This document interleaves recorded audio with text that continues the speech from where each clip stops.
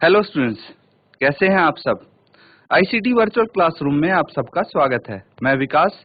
आज हम class 10th का मैथ्स करेंगे बच्चों। चैप्टर है सरफेस एरिया एंड वॉल्यूम, यानी पृष्ठ क्षेत्रफल और आयतन। इसी चैप्टर को हम कंटिन्यू कर रहे हैं।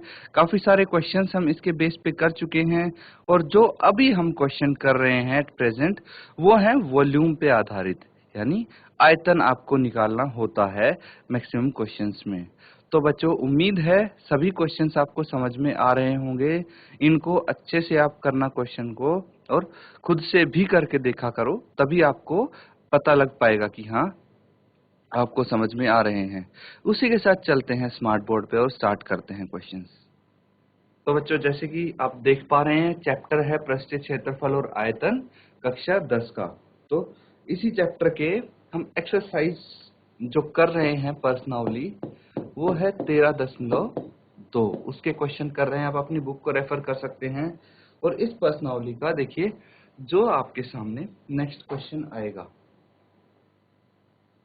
वो है 6th क्वेश्चन।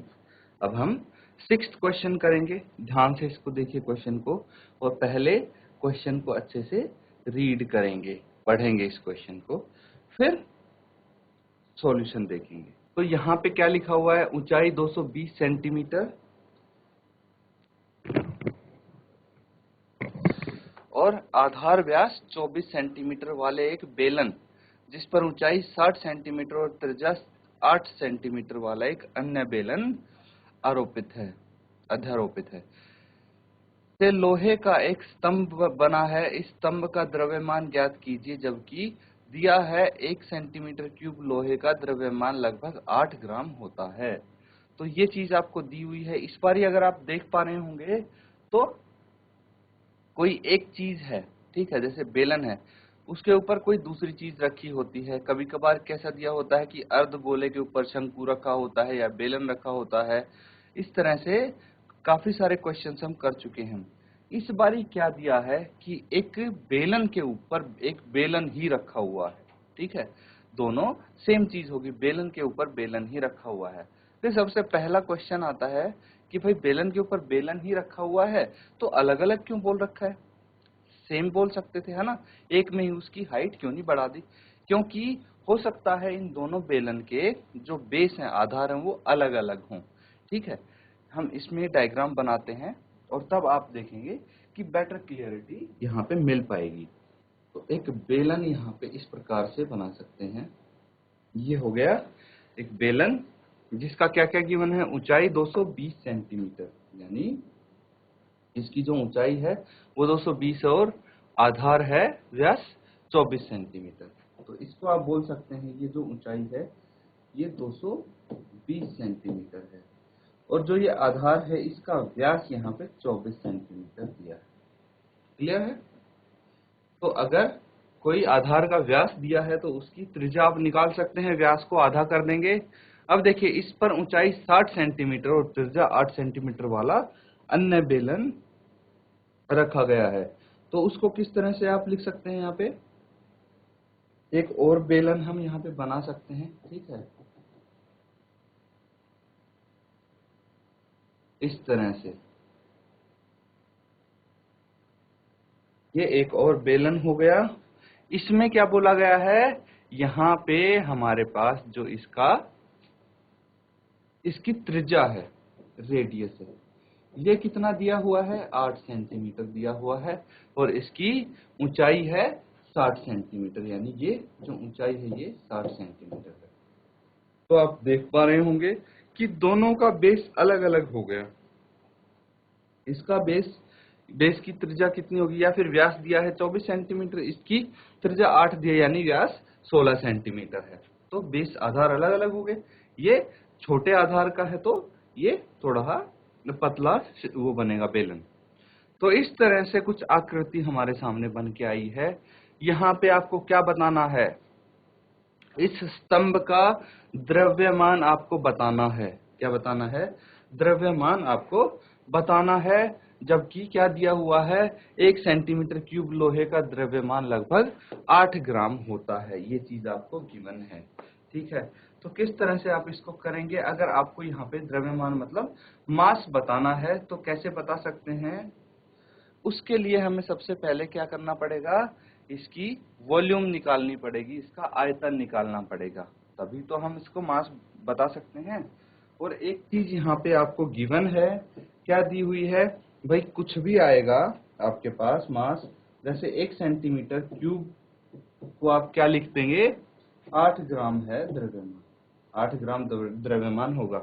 तो अगर 10 सेंटीमीटर क्यूब आता है तो 80 ग्राम हो गया। इस तरह से आप इसको कन्वर्ट कर सकते हैं ग्राम में, ठीक है। इसको अब हम सॉल्व करेंगे, जो गिवन है वो लिखेंगे आप, फिर इसको सॉल्व करेंगे। तो सबसे पहले गिवन लिखो, क्या गिवन होगा यहाँ पे? तो देखिए 2 बेलन हो गए, ये नीचे वाला बड़ा बेलन है, ऊपर वाला छोटा बेलन है। तो इस तरह से हम इनको लिख सकते हैं, बड़ा बेलन और छोटा बेलन बोल के इनको नोटिफाई हम कर सकते हैं। तो सबसे पहले जो गिवन है, बड़े बेलन के बारे में लिखेंगे हम। बड़े बेलन की ऊंचाई,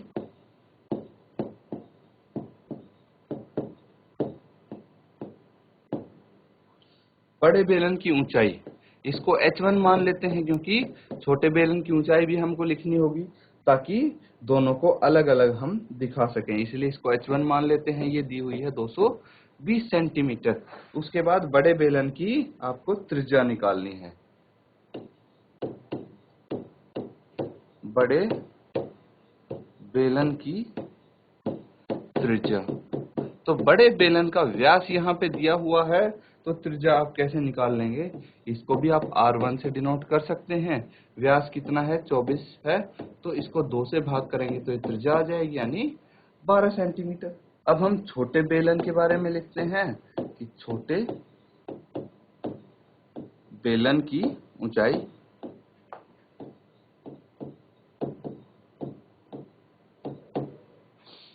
ये हो गया h2, कितना है? h2 है ये 60 सेंटीमीटर, यानी इसकी ऊंचाई 60 सेंटीमीटर दी हुई है। और छोटे बेलन की त्रिज्या कितनी दी हुई है? इसको हम R2 से डिनोट कर सकते हैं, और ये दी हुई है 8 सेंटीमीटर। यहाँ पे तो सीधा त्रिज्या ही गिवन है। अब हमें क्या करना है? जो स्तंभ है पहले उसका आयतन निकाल लेते हैं, उसकी वॉल्यूम हम निकाल लेते हैं, उसके बाद करेंगे।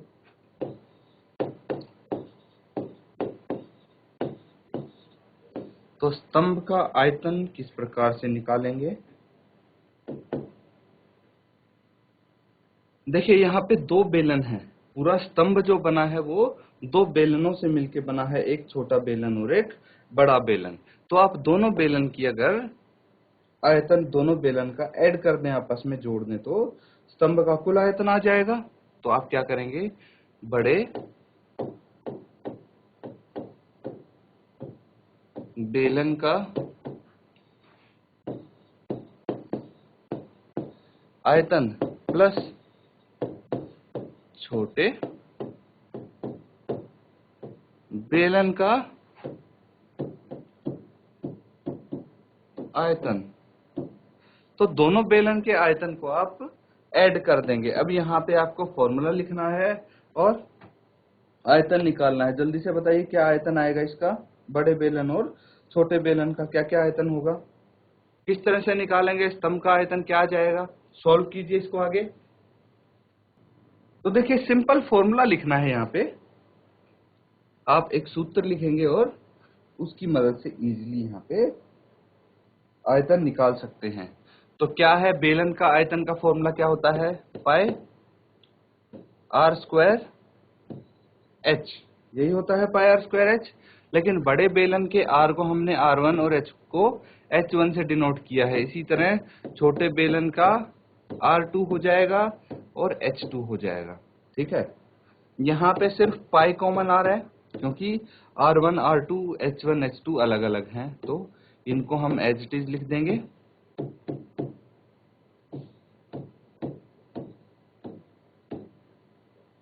अब यहाँ पे हमें वैल्यूज रखनी है, इनके मान रखने हैं। 3.14 क्वेश्चन में दिया हुआ है, इसलिए हम पाई की वैल्यू 3.14 ले रहे हैं। फिर r कितना है? 12 है, तो 12 का वर्ग आप बोल सकते हैं r1, 12 का वर्ग हो जाएगा इंटू h कितना है 220, तो यहाँ पे 220 लिखेंगे, प्लस R2 कितना है 8, तो यहाँ पे 8 का वर्ग इंटू H2 कितना है, H2 60 दिया है तो 60 लिखेंगे। इसी को फर्दर आप सॉल्व करते जाएंगे और यहीं से स्तंभ का आयतन आएगा आपका। तो कैलकुलेशन कीजिए। अब 12 का वर्ग आता है आपको तो काफी इजी होने वाला है आपके लिए, क्योंकि सीधा इसकी जगह लिख सकते हैं 144 इंटू 220, ये तो आपको आना चाहिए डायरेक्ट। ये 8 का स्क्वायर हो गया 64 इंटू 60। अब फर्दर इस क्वेश्चन को करते हैं तो देखिए 3.14 तो एज इट इज लिखेंगे, 144 इंटू 220 हम कर लेंगे, ठीक है। 144 इंटू 220 करने के बजाय हम 22 कर देंगे, जो आंसर आएगा उसके आगे 0 तो हम एज इट इज लगा देंगे, है ना। तो 22 का पहाड़ा अगर आपको आता है, 22 का टेबल आता है तो बहुत ही सिंपल हो जाएगा ये क्वेश्चन। नहीं तो 2 से करना पड़ेगा पहले, फिर 2 से करना पड़ेगा इसको मल्टीप्लाई, तो उसमें समय लगेगा। तो 22 चौके 88 होता है, 8 हासिल। 22 चौके 88 और 8 कितना हो गया 96, 9 हासिल। 22 से कम 22 और 9, 22 से कम 22 और 9 कितना आ गया 31। 22 प्लस 9 31 आ गया। तो ये कितना आ गया 31 68। इसके आगे एक ये 0 है, ये भी तो लगेगी, तो 31680 ये आ जाएगा, ठीक है। इसी तरह अगर 64 और 60 को मल्टीप्लाई करना है तो 6 से इसको मल्टीप्लाई कर लीजिए, 6 चौक 24 हो गया, 2 हासिल, और 6 6 36 और 2 38, 384, इसके सामने एक 0 हम लगा देंगे। तो देखिए कितना आसान हो जाता है। अब हम इन दोनों को ऐड कर देंगे, जोड़ देंगे, कितना आ जाएगा 31680 और 3840, इन दोनों को जोड़ना है। 0, 8 प्लस 4 12, एक हासिल, 8 प्लस 6 14 और एक 15, एक हासिल, 3 प्लस 1 4 और एक 5, एक हासिल, 3 और 1 4, यहाँ पे हासिल नहीं आएगी बच्चों। तो ये कितना आ गया 35520। तो इसको लिख देंगे आप आगे 3.14 इंटू 35520।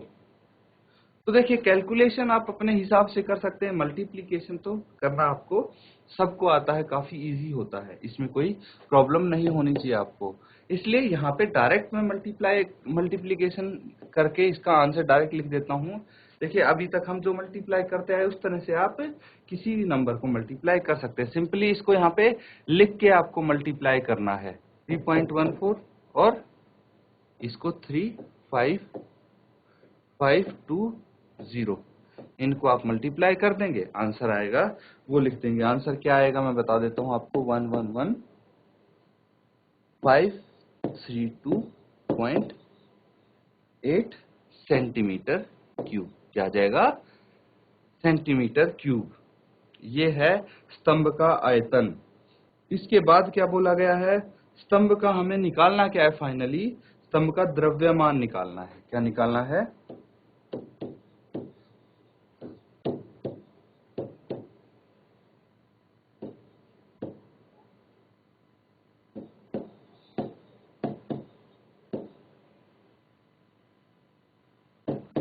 ये हो जाता है,